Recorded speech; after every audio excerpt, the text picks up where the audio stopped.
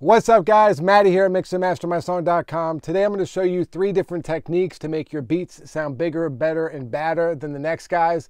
Before we do get started, please make sure to like and subscribe so you don't miss any of my videos on mixing and mastering techniques. Let's go.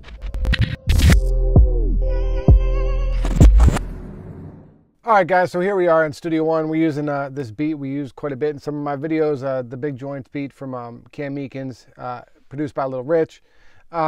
So first and foremost, I always just categorize all my tracks into groups. So 808s and basses are blue, drums are yellow, and then music is green. And you can switch those up, but I think being organized is one of the first keys to having a good mix. So the first tip is to split your instruments up into different buses, basically. And if you see my template, you'll notice that I have a ton of buses. So it's really easy to do in Studio One. You just control click on the tracks. You highlight the tracks you want, then control click and go add bus for selected channels. So what that's going to do is going to create a bus, and we're going to call this drum bus. But what I like to do with drums is split up the kick and snare with the hi-hats and percussion and stuff. So we'll leave the kick and snare as the drum bus, but what we're going to do is take these, the hi-hat and bongo, and create another group for those, and we're going to call that high percussion. And let me take that out of there. And so now they're both going out the main output. So we have this and that. And then what we'll do is we'll also send the music out another bus. So add bus for that, call that music. And now we have 3 different buses, so we can, mute the music, or mute the high percussion, or just mute the kick and snare. So that's the first part of these 3 tips, basically, is to be able to separate these so you have control over them on a bus level. And the reason I do this is because a lot of beats these days from producers sound pretty good already, and you don't want to change the vibe. The last thing you want to do is mess up the vibe of what they sent you. They like the drums hitting the way they are. So if you go and start changing levels and EQing on an individual basis, sometimes it can really throw up the vibe of the mix. The artist is going to hate it, the beat maker is going to hate it, and you're going to be out of mix, and a client possibly. So trying to make the music sound good without really changing the feel and the vibe is mixing 101 these days. So that's why I like to separate them into buses and do more of the heavy lifting through buses. So the first thing to do is separate your kick and snare, your kicks and your high percussion. And the reason I do that is because the tip we're going to do is parallel compress these drums. So let's just solo the kick and snare so you can hear what we got.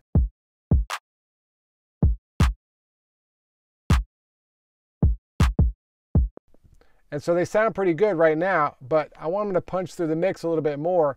And parallel compression can be something that's good for doing that. So let's pull up the compressor from, we're just going to use the ones that come with Studio One.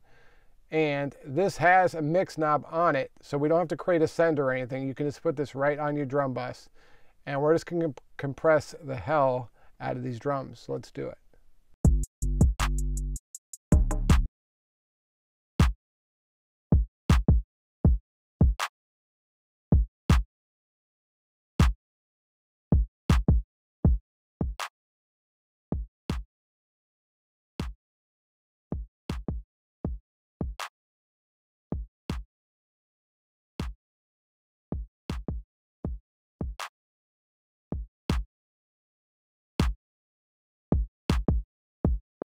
So as you can see, we're doing kind of a slow attack, fast release, still want to let the transients through, so that's why we got a slower attack.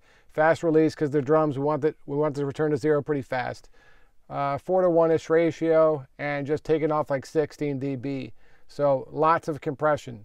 And then now what we're going to do is we're going to pull this mix knob down to blend back the natural drums that we received and the super heavily compressed. And what that's going to do is just push the drums up in the mix a bit.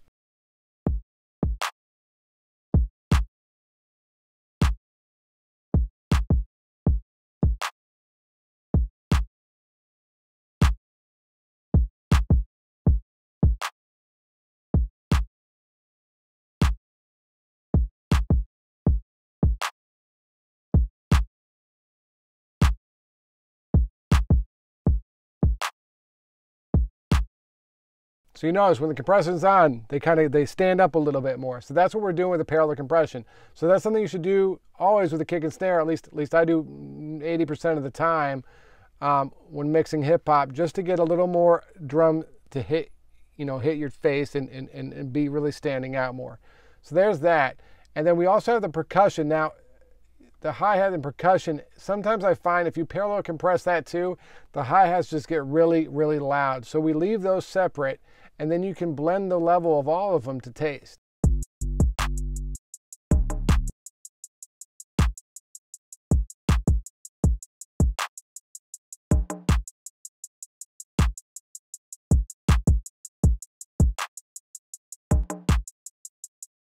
So there's that. So now we got our drums, we did the parallel compression, we have everything separated in buses. Now a side note is the bass can either stay on its own, and depending if it's an 808 that kind of carries a kick, then you could also maybe send your 808 to your drum bus. A lot of, it really depends on the song. This one, I would leave it as is and just let it go out to the main mix and just blend it in with your kick and snare.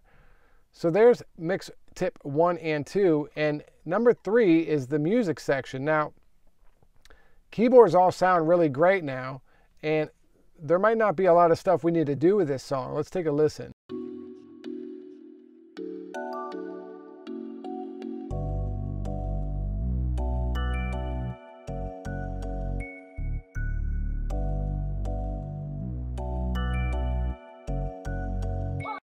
So those sound really good. However, we could make it on a bus level sound a bit better. And I like to use this BX version 3 for that sometimes.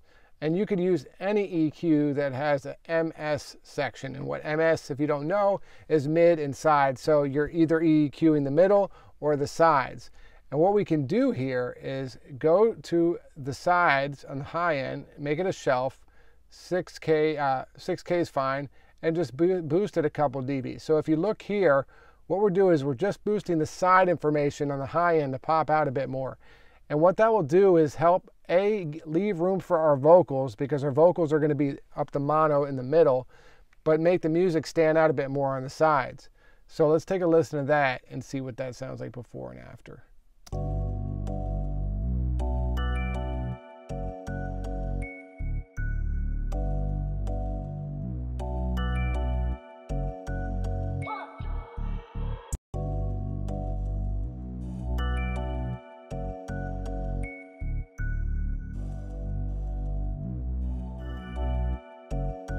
So I just cranked it so you could really hear what's going on, but it was really just making everything stick out.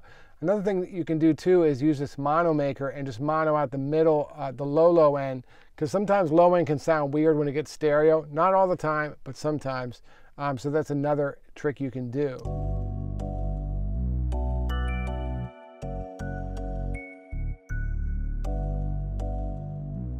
And you notice when we turn that on, it just gets a little bit bigger and a little bit wider. So that's super helpful for making the music part stand out a bit more. So hopefully those 3 tips are helpful for you guys.